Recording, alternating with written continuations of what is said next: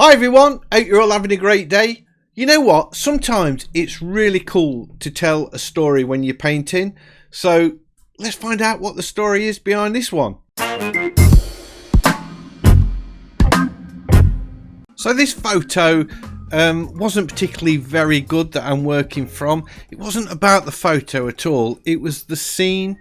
This is a place called Staunton Harold that I go to quite regular. It's got a craft it's not a craft fair, there's a little craft village where there's craft shops and potters, jewelers and all sorts of things there. And they've got this chess set in the middle of the courtyard, and there's tables and things for people to sit and drink cups of tea and coffee and eat cake and stuff like that. But usually this chess set, there's kids playing with it. And I was looking at this photo and I saw this old lady. She's not looking at the chess set at all. She's looking somewhere else. But for me, I thought this tells a story. I could tell a story. And quite often, it's the story element of the painting that sells me the idea. It's not always the scene or the lovely panoramic view. It's the idea of portraying a story. So that's what sort of drew me to paint this. It's a quick painting done in Artrage for the iPad using the standard oil brushes. I'm not using thick oil paint or anything like that. It's all about just getting this sort of moment in time where I'm portraying a story. So the story in my head is that this old lady here is studying the chessboard and playing chess, and she's probably teaching her grandson how to play chess, and it's out of view, not in the scene actually. I could have painted a child in there, but then I would have had to go and source an image or something like that, or try and make something up, and I didn't want to. I thought this just, you notice I haven't painted, or I don't paint any of the other characters in the photo, in the picture. I get rid of all that clutter in the foreground. I get rid of half of the chess pieces. When you see that coming along, it's just a few chess pieces and this old lady looking at them and studying them, ready to make a move. And as I say, maybe playing a young grandson or granddaughter, teaching them how to play. So that's the story behind it, and that's why I wanted to paint this. It's got nothing to do with the scene or anything other than that, really. So painted in Artrage. I used the roller brush to get on these nice bright oranges and colours, and then I'm just using the square brush, and I paint the whole thing with the square brush. I am working on a couple of layers. I do the background layer, then I paint that benching on another layer with the old lady. The chess pieces I painted the black set, or the black side on one layer and the white on another layer. So as you can see now, I'm sort of just getting in this lady. I'm not worried about detail. Surprise, surprise, nothing new there. I very rarely do worry about detail, but really this could be this sort of just a sketch for a bigger painting, really. If you look at the photo now, you can see that old lady is not looking at the chessboard at all, and what I've tried to do in my painting is make it look like she's got her hand on her chin like that, sort of studying the game.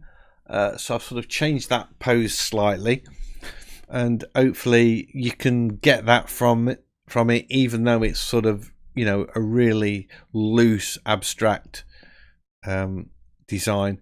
Notice the bright colours I've got in the shadows. That I've been sort of looking at the masters and great painters and people like Sargent and artists like that.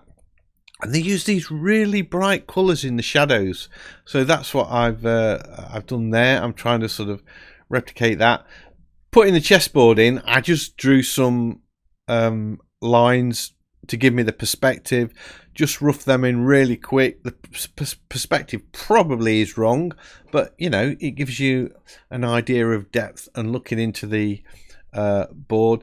And I've just sort of, I didn't want stark black and white colours, keeping it rather like the painting there, the photograph really, the sort of muted, worn colours of the tiles that are set out like a chessboard. Then I start painting in the chess pieces, and I just rough them in as silhouettes to start with, really. All again with just that thick paintbrush, so it was really easy to do. I'm not messing around swapping brushes at all. Just sampling the colours off the colour wheel. Now I'm putting in the white set, and you notice I'm not using pure white, it's an off-white, because I felt I need to keep the white there for the highlights, so I'm just sort of roughing them in. The knight, I had to sort of make up the shape of the knight, because there's nowhere on the photo that you can see the knight, and I felt that I needed that piece in there because it adds a bit of what's the word I'm looking for? It adds a bit of variety. Not all the pieces are sort of vertical. You got this head jutting out of the classic knight. So I'm putting in the highlights on that chess piece.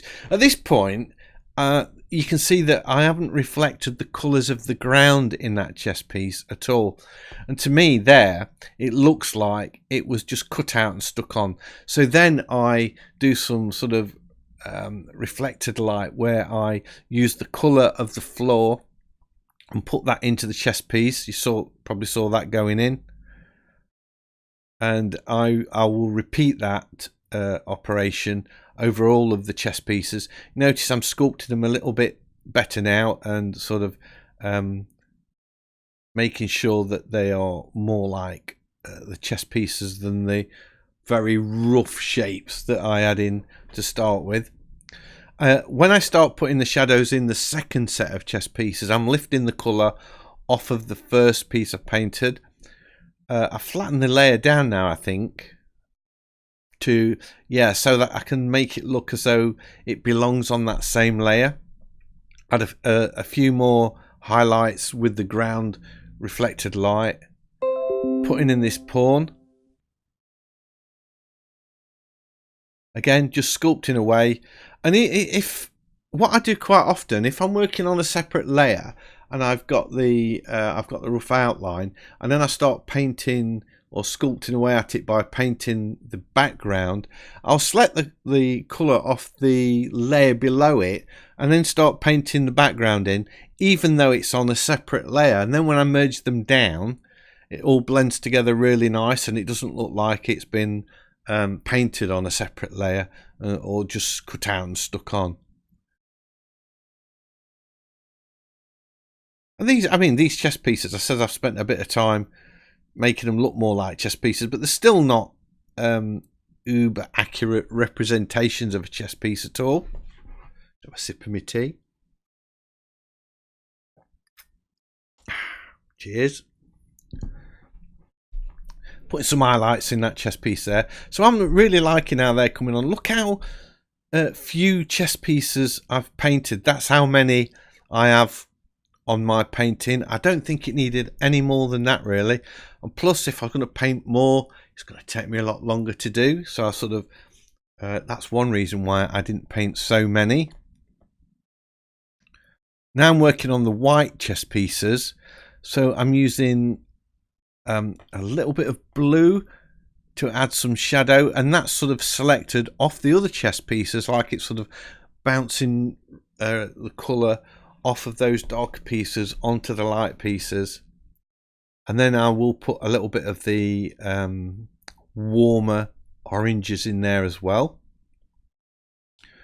So all in all, I think that although it looks nothing like the photo colour wise, I'm really happy the way I've got this reflected light on these pieces, and it all helps tell the story, because don't forget, that's what this painting's all about. It's telling the story of this old lady playing chess. So I'm sort of going in on the knight now, making this up. So it took me a few goes to get it exactly right. I was sort of thinking, that doesn't look like a white piece, it doesn't look the same as all of the others. Then I had to start thinking where the shadows were. The light's coming from the left across to the right, so I'd start thinking about the shadows on that. I still don't think I've got it quite right yet. I'm sure I go back in and sort out the nose on the horse. or the knight I should say. So that's painting a queen. Looks to me like the white side is winning this game. I don't know.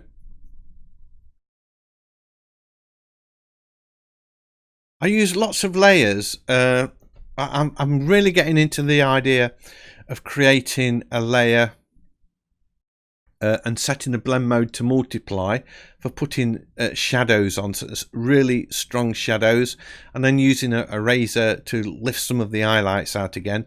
And you can see here I've done that. I've got this sort of warm colour that I'm applying as a shadow and then lifting that out.